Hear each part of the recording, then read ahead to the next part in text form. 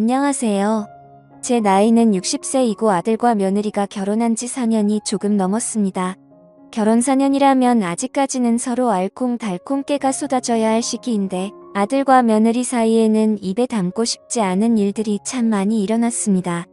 아들도 내 자식이고 며느리도 내 자식인데 그 일들을 지켜보면서 얼마나 마음이 아팠는지 모릅니다. 지금도 그 일들을 생각하면 잠을 자다가도 가슴이 답답해 가슴을 여러 번 내리쳐야 답답한 가슴이 풀리곤 합니다. 며느리는 나의 둘도 없는 친구의 딸입니다. 그 친구와 저는 어릴 적부터 한 동네에서 살았고 학교도 고등학교까지 쭉 같이 다녔습니다. 워낙 가까이 지내다 보니 친구라기보다는 자매와 같았습니다. 서로에 대해서 모르는 게 없고 얼굴 표정만 봐도 그날 기분이 어떤지 대충 알아차릴 정도였지요. 우리는 고등학교 때 약속을 했습니다. 우리가 결혼을 하면 각자 아들 딸 하나씩 낳아서 둘이 결혼시키자고요. 그리고 손자가 태어나면 손잡아 주면서 손자 데리고 같이 놀러 다니자고요. 우리의 약속은 일부는 이루어지고 일부는 이루어지지 않았습니다. 우리가 했던 말대로 훗날 결혼해서 저는 딸 둘에 아들 하나를 낳았고 그 친구는 딸만 하나 낳았습니다. 우리의 아이들은 다행히도 착하고 성실하게 뒷바라지를 해주었고 우리는 서로 누가 먼저일 것도 없이 아들 딸의 중매쟁이가 되어서 결혼을 성사시켰지요. 아들 딸 결혼식 하는 날 우리는 얼마나 기뻤던지 서로 끌어안고 덩실덩실 춤을 추었습니다. 이제 손자가 태어나면 되겠다고 하면서요. 그런데 계획대로 되지 않는 것이 사람 인생인가 봅니다. 아이들이 결혼하고 새 다루 친구와 친구의 남편은 교통사고로 둘이 나란히 세상을 떠났습니다. 상갓집을 다녀오다가 나서 문상하고 오는 길에 졸음운전을 해서 사고가 났다고 했습니다. 친구 사고 소식을 듣고 병원에 갔을 때 이미 친구는 숨을 거둔 상태였습니다. 병이라도 앓다가 떠났으면 그렇게까지 충격적이지는 않았을 겁니다. 그 친구의 갑작스런 죽음에 얼마나 황망하던지 장례식이 끝날 때까지 눈물도 나지 않았습니다. 친구를 수목장에 뿌리고 집에 온 그날 저는 몸살을 앓으면서 꼬박 이틀을 앓아 누웠고 정신을 차리고 나니 내 옆에 친구가 없다는 것이 현실로 와닿았습니다. 그제야 저는 그동안 참아왔던 울음을 다 쏟아내었습니다. 하늘도 원망하고 먼저 간 친구도 원망하고 그러다가 살아있는 나도 이렇게 힘든데 모든 것을 두고 떠난 친구는 얼마나 힘들까요? 친구 생각에 가슴이 미어졌습니다. 울고 또 울면서 하늘 토해내듯 하늘에 있는 친구에게 말했습니다. 네 딸 우리 집에 보내주어서 고맙다. 네 딸은 내 딸이나 마찬가지니 내 아들보다 더 네 딸을 아끼고 사랑해주마. 나중에 손주가 태어나면 꼭 외할머니 얘기를 들려줄 것이다. 외할머니와 친할머니가 얼마나 친하고 둘도 없는 친구였는지 외할머니가 얼마나 재미있고 좋은 사람이었는지 우리 얘기를 옛날 이야기 들려주듯 들려주겠다. 친구에게 얘기하면서 그 약속을 꼭 지키게 노라며 저는 다짐하고 또 다짐했습니다. 그런데 친구에게 참으로 볼 면목 없는 일이 일어났습니다. 친구가 떠나고 2년 후 자식보다 만큼이나 애틋한 며느리가 얼굴이 퉁퉁 부어서 저를 찾아왔습니다. 돌이 막 지난 아이를 업고서요. 얼굴을 보니 분명 지난밤에 울고 또 온 것 같았습니다. 심상치 않은 느낌에 가슴이 철렁 내려앉았지요. 저는 왜 그러냐고 묻기 전에 차 한 잔을 내왔습니다. 며느리는 차를 한 모금 마시더니 또 눈물을 툭 쏟아냈습니다. 속에 고인 눈물은 다 쏟아내어야 병이 안 된다 싶어서 저는 아무 말도 안 하고 며느리 등만 쓸어내려주고 있었습니다. 눈물만 흘리다 서름에 복받쳐서 소리내서 울다가 나중에는 속에 있는 눈물을 다 쏟아냈는지 얘기를 꺼내더군요. 신랑한테 다른 여자가 있어요. 그만두라고 했는데 점점 더 깊어지는 것 같아요. 아무리 얘기해도 듣지를 않아요. 저 어떡하면 좋아요. 너무 힘들어요. 혹시나 했는데 나쁜 예감은 그대로 현실이 되었습니다. 제 심장이 엄청 쿵쾅거렸지만 저는 티내지 않으려고 애쓰면서 물었습니다. 어떻게 알았느냐고요. 며느리 말로는 아들이 다른 여자와 바람이 난지 꽤 처음에는 눈치를 못 채고 있다가 어느 순간부터 아들이 카카오톡에 올려놓은 가족 사진들을 다 삭제하더랍니다. 마치 결혼을 안 한 사람처럼 혼자 있는 사진만 계속 올려서 느낌이 이상했다고 하더군요. 그 후로 며느리가 아들을 유심히 관찰하게 됐는데 옷 속에 가려져 보이지도 않는 털을 없애기 위해서 병원에도 들락거렸는데 알고 보니 은밀한 부위의 난털까지 레이저로 싹 없앴다고 했습니다. 그 모습을 보고 며느리가 너무나 놀라서 바람이라도 난 거냐고 물었더니 아들이 펄쩍 뛰면서 바람은 무슨 바람이냐며 요즘 그게 유행이라서 털을 없앴다고 말했답니다. 머리털은 유행 따라 기를 수도 있고 빡빡 밀어버릴 수도 있지만 그곳에 털을 없앤다는 말은 처음 듣는 소리라 참으로 괴상스럽다 생각이 들었습니다. 그래서 현장을 잡았느냐, 뭐하는 사람이냐, 가정은 있느냐 물어보니 상대는 커피숍을 하고 있는데 가정이 있는 여자이고 아이도 있는 것 같다고 했습니다. 현장을 잡은 것은 아니지만 평소에 아들이 전화기 여는 방법은 눈여겨봐두었다가 전화기에 저장되어 있는 사진과 동영상을 다 확인했다고 했습니다. 어떤 사진이 있고 어떤 동영상이 있더냐 물으니 며느리는 따로 저장해 두었던 사진과 동영상을 열어서 보여주었습니다. 정말 낯이 뜨겁고 죄를 짓는 것 같아 끝까지 쳐다보고 있을 수도 없었습니다. 제 안사람을 두고 바깥에서 딴짓 하는 것은 꼭 지 아버지를 빼다 박은 듯 싶었습니다. 애 아버지도 젊을 때 어지간히 여자 문제로 제 속을 썩혔습니다. 저 몰래 살림을 살고 있는 여자도 있었고 술집에 갈 때마다 매번 함께 술을 마시는 여자도 있었습니다. 술집에 있는 그 여자는 남편이 술이 취해서 몸을 가누지 못하자 우리 집까지 당당하게 찾아와서는 안방이 어디냐고 묻고 술 취한 남편을 안방까지 들어와서 눕히고 갔습니다. 그러고는 남편을 여보라고 부르면서 내일 보자고 하더군요.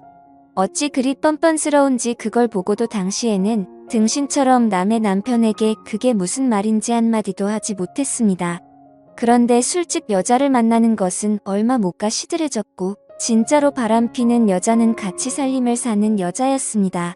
여자가 생기고 난 후 남편은 집에도 잘 들어오지 않고 거의 그 여자 집에 살다시피 했습니다.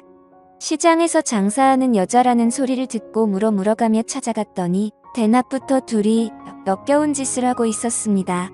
설마 하다가 현장을 직접 보고 나니 세상 살고 싶은 마음이 하나도 없었습니다. 그때 죽어버리려고 잘못된 생각도 했었지만 사람 목숨이 질겨서인지 친구를 잘 둔 덕분인지 지금은 하늘로 가버린 그 친구가 저를 제일 먼저 발견하고 어디서 손수레를 하나 끌고 와서는 나를 태우고 병원까지 힘닿는 만큼 달려갔습니다. 그때 기억으로는 정신줄 놓지 말라고 죽으면 안 되니까라고 계속했던 것 같습니다. 결국 그 당시 위험한 고비를 겨우 넘기자 친구는 무작정 그 여자한테 찾아가서는 나 대신 그 여자 머리채를 뜯어놨습니다. 그날 친구 머리도 한 움큼 빠지고 그 여자 머리도 한 움큼 빠지고 두 여자가 싸웠다는 소문이 온 시장에 쫙 퍼졌어요. 그렇게 죽을 고비를 넘기고 나니 애 아빠도 정신을 차렸는지 어쨌든 집에 들어오지 않는 일은 없었습니다. 남편이 다른 여자를 만난다고 해서 하늘이 무너지는 것도 아니지만 그 비슷한 마음이 든다는 것을 그 누구보다 잘 알기에 며느리의 이야기를 듣고 나니 가슴이 미어지는 듯 했습니다. 제가 잘못된 생각을 했을 때 제 친구가 저를 살려주었듯이 이제 내가 내 며느리를 살려주어야겠다 생각했어요. 나는 며느리 손을 꼭 잡고 걱정하지 말아라. 조만간 끝내러 가자고 했습니다. 이런 외도는 길어봐야 좋을 것 하나도 없고 가만히 있으면 너를 만만하게 보고 서로 당연한 듯이 만나고 다니게 된다고 해. 내가 다 알아서 할 테니 너는 언제 만나는지 약속 장소만 알아내고 너는 내 뒤만 따라다녀라 했죠. 아들한테 들키지 않게 조심하고 일단 현장을 잡자고 했습니다. 며느리를 보내고 나는 이 일을 어떻게 할까 밤잠을 설치고 고민했어요. 그리고 이틀 뒤 주말에 약속이 잡힌 것 같다고 며느리한테 연락이 왔습니다. 나는 애는 시어버지한테 맡기고 같이 움직이자고 했죠. 주말 아침 일찍 며느리는 우리 집으로 왔고 우리는 차를 타고 아들 집 앞에 기다리고 있었다가 아들이 떠나는 것을 보고 며느리와 함께 아들 차 뒤를 따라갔습니다. 어떤 아파트 입구에서 여자 하나를 태우고 가더군요. 지 어머니가 뒤따라가는데도 그 녀석은 모르더군요. 1시간 정도 차를 타고 가더니 둘은 점심을 먹고 커피까지 마신 뒤에 모텔로 들어갔습니다. 나도 며느리와 함께 모텔로 들어갔어요. 아들의 차가 주차되어 있는 것을 보고 모텔 주인을 찾아갔네요. 방금 들어간 애는 어디로 들어갔냐고 물었더니 알려줄 수 없다고 하더군요. 모텔 운영이 철칙이라고 했습니다. 그래서 당신께서 제가 지갑에서 돈 10만 원을 꺼내어 주인에게 건네며 말했죠. 이거 받고 난 뒤에 사람 하나 살린다고 생각해주세요. 며느리와 아들이 바람난 현장을 잡으러 왔어요. 지금 빨리 안 잡으면 젊은 사람들의 인생이 끝날지도 모르겠어요. 내가 왜 내 아들 외도 현장을 잡으러 왔을까요? 우리 손자가 이제 겨우 돌 지난 아기라고요. 한 번만 봐주세요. 그러더니 주인은 매우 난감한 표정을 지으면서 그래도 안 되겠다고 하더군요. 자기가 이렇게 알려준 게 소문이라도 나면 손님 다 끊긴다고 말하면서 말이죠. 그래서 제가 10만 원 더 주면서 말했어요. 결코 어디 가서 이 집에서 알려줬다고 말하지 않을 거예요. 내 아들 일이니 가족끼리 조용히 처리할 겁니다. 주인도 내 연배 정도 돼 보이는데 한 번만 봐주세요. 젊은 애가 남편 바람 피우는 걸 보고 있으니 내가 억장이 무너져서 그래요. 한 번만 봐주세요. 그랬더니 주인이 한동안 생각을 하더니 내가 이 일을 40년째 하고 있는데 바람 피우는 사람들이 얼마나 많은지 딱 보면 알아요. 그 덕에 내가 먹고 사는 것은 있지만 우리 바깥 양반도 내가 아는 모텔에서 바람났어요. 지금은 저 세상 가고 없지만 그 인간 죽고 나서도 바람 피우다 내 속 썩힌 건 평생을 따라 다니더군요 라고 말하면서 먼저 앞장서 가더니 이번뿐이라며 다음에는 결코 안 된다고 하면서 2층 복도 맨 끝에 있는 오른쪽 방을 알려주었습니다. 그러고는 돈을 받지 않아도 된다며 거절했어요. 저는 감사하다고 속으로 생각하며 그래도 돈 10만 원은 받으라고 억지로 옷에 넣어 주었습니다. 며느리와 함께 모텔 주인이 가르쳐준 방으로 찾아갔어요. 벌써 안에서는 소란이 나 있는 것 같았어요. 내가 며느리를 볼 낯이 없고 생전에 무슨 죄가 그렇게 많아서 남편 바람난 현장을 본 것도 모자라서 아들이 바람난 현장까지 봐야 하는지 참으로 고뇌스러웠지만 그래도 할 일은 해야 했기 때문에 며느리를 꽉 잡고 내가 다 알아서 얘기할 테니 너는 사진을 찍어도 상관없다고 증거를 남기고 싶으면 남기라고 말하며 문을 조용히 여러 번 두드렸습니다. 그러자 안에서 요란한 소리가 사라졌어요. 그래서 다시 문을 두드렸습니다. 안에서 뭐 하세요? 누구세요? 하는 아들 목소리가 들려왔어요. 저는 계속 문을 두드렸습니다. 아들이 가운만 걸치고 문을 열고서는 저와 며느리를 보고 어버버거리며 당황해하더군요. 가운을 대충 걸치고 나온 아들 얼굴을 쳐다보고 있는데 젊었을 때 지 아버지 얼굴이 얼마나 닮았는지 분통이 터져서 그 녀석의 등짝을 잇는 힘껏 내리쳐버렸습니다. 네가 네 아버지한테 닮을 게 없어서 이런 더러운 버릇을 담느냐고. 네 배우자한테 지은 죄를 어찌 다 갚으려고 이런 짓을 하느냐고. 나중에는 때리다 손목이 다 아파서 신고 있던 신발을 벗어서 등짝을 내리쳤습니다. 그 녀석이 그래도 자기가 잘못한 걸 알고 있는지 때리는 대로 맞으며 가만히 있더군요. 내가 신발을 며느리에게 쥐어주고 너도 분이 풀리도록 때려주라고 했죠.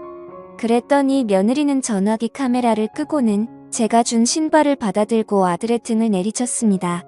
며느리가 아들의 등을 내려치고 있는 동안 아들과 바람난 여자에게로 갔습니다. 가정을 꾸리고 아이를 돌봐야 할 나이에 여기서 무슨 짓을 하는 거냐고 물었어요. 당신의 부모님과 저 남편은 당신이 이러는 걸 알고 있느냐고 물었습니다. 모른다고 대답했어요. 당신의 부모님과 당신의 남편도 이런 일이 대낮에 일어나는 걸 알아야 하니 지금 즉시 전화하라고 했어요. 전화를 못 걸더라고요. 그래서 제가 호통을 쳤어요. 남의 가정에 불을 지르고 너는 조용히 물러나면 될 줄 아느냐고 했어요. 지금 당장 전화하지 않으면 나는 당신을 찍은 사진을 들고 지금 경찰서로 갈 거라고 했어요. 그러면 경찰들이 이 사실을 당신의 가족들에게 알려줄 거라고 말하면서 지금 즉시 전화하라고 했습니다. 그랬더니 아들과 바람난 여자는 무릎을 꿇고 잘못했다고 싹싹 빌더라고요. 저는 물러서지 않았어요. 온 집안을 발칵 뒤집고 잘못한 것을 인정하는 말 한마디로는 끝나는 게 아니라고요. 이 정도의 각오도 안 하고 바람을 피우느냐고. 너희가 웃어가며 붙어먹고 있을 때 내 며느리는 뒤에서 피눈물을 흘리고 있었으니 지금 빨리 전화하라고 했어요. 나는 젊었을 때부터 이런 일을 너무 많이 겪어서 이런 일에 익숙한 사람이니 그냥 넘어가려는 생각은 꿈도 꾸지 말라고 했죠. 그랬더니 어쩔 수 없이 자기 부모한테 먼저 전화를 하더라고요. 그냥 전화하지 말고 영상통화로 하라고 했어요. 그 여자의 부모 얼굴이 전화기 너머에서 보였어요. 나는 그 부모한테 지금 이 현장에서 일어나고 있는 상황을 다 보여주고 지금까지 무슨 일이 있었는지 다 얘기했어요. 그 부모는 너무 놀라서 아이고 아이고 한숨만 나는 그 여자에게 남편에게도 전화를 하라고 했습니다. 그랬더니 그건 안 된다고 하더라고요. 그러면 자기가 맞아 죽을지도 모른다고 하더라고요. 맞아 죽든 말든 그것은 그 부부가 알아서 할 얘기고 진짜 죽을 것 같으면 경찰에 전화해서 신변보호를 요청하든지 산에 들어가서 숨어 살든지 그건 당신이 알아서 하라고 했어요. 그래서 빨리 전화하라고 했어요. 아무리 시켜도 전화를 걸지 않아서 저는 그 여자의 전화기를 뺏어서 통화 목록을 검색했어요. 땡땡 오빠라고 입력된 번호가 남편인 듯 보여서 이거가 남편 번호 맞냐고 물었어요. 대답을 안 하고 가만히 있으니 맞는 모양이라고 생각되어 전화번호를 눌렀어요. 전화를 받았더라고요. 지금 당신의 마누라가 모텔에서 다른 남자와 붙어 먹고 있으니 빨리 와서 당신의 마누라를 챙겨가라고 했어요. 처음에는 무슨 말인지 못 알아들어서 누구시냐고 그게 무슨 말이냐고 되물었습니다. 그래서 나는 누구인지 알려주고 당신의 마누라가 누구와 바람을 피웠는지 지금 여기는 어디인지 상세히 다 말해주었어요. 그래서 1시간쯤 후에 그 여자의 남편이 도착했어요. 그때부터 또 한바탕 난리가 났습니다. 결국 경찰까지 그곳으로 출동하게 되었고 경찰서까지 다녀온 후 사건은 마무리가 되는 듯 싶었습니다.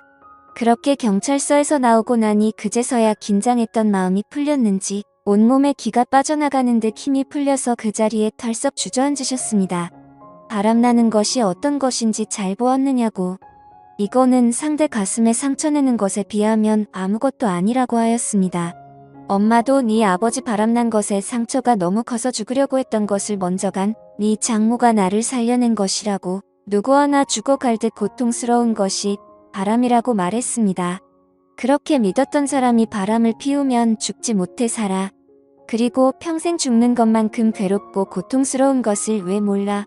한 사람과 결혼을 하고 가정을 꾸린다는 것은 상대방한테 도리를 지키고 배신하지 않고 살겠다는 약속이다. 도리를 저버리고 배신하는 순간 모든 것이 다 무너져버리는 것이다. 너는 네 배우자에 대한 도리를 저버리고 배신했으니 무릎 꿇고 사죄하라. 며느리가 너를 용서하면 나도 너를 용서하고 아들로 생각할 것이고 며느리가 너를 용서 못하면 나 역시 너하고 인연을 끊고 나는 이제 아들 없는 셈치고 살란다. 뿐만 아니라 내 재산하고 모든 것은 혼자 며느리한테 다 넘겨줄 것이나 너도 살고 싶거든 네 배우자한테 온 정성을 다해서 용서를 빌어라. 그리고는 저는 그 자리를 벗어났습니다. 두 사람 문제이니 결국엔 두 사람이 응어리를 풀어야 되니까요. 아들 내외를 뒤로하고 차를 타고 집으로 오는데 어찌나 눈물이 나고 친구 생각이 나던지요. 내가 네 딸한테 상처 주지 않겠다고 그렇게 약속했는데 본의 아니게 딸한테 상처를 주었다고 미안하다고 다 내가 부덕해서 그런 거라고 생각했습니다. 그래도 네 딸과 내 아들 앞으로는 마음 잡고 살 수 있도록 네가 한을 내서 도와주라고요. 이대로 끝나면 그 상처는 평생 가지만 둘이 힘을 합쳐서 살아가면 그래도 그 상처가 아물기는 한다고요. 네가 도와달라고 친구한테 부탁하고 또 부탁했습니다. 저는 그날 집에 와서 알아 누웠습니다. 온몸에 기가 다 빠져나간 것 같았습니다. 그리고 한 2주 동안은 잠잠했습니다. 아들한테도 며느리한테도 아무 연락이 없더군요. 저도 연락을 하지 않고 기다렸습니다. 둘이 현명하게 잘 해결하리라 믿고요.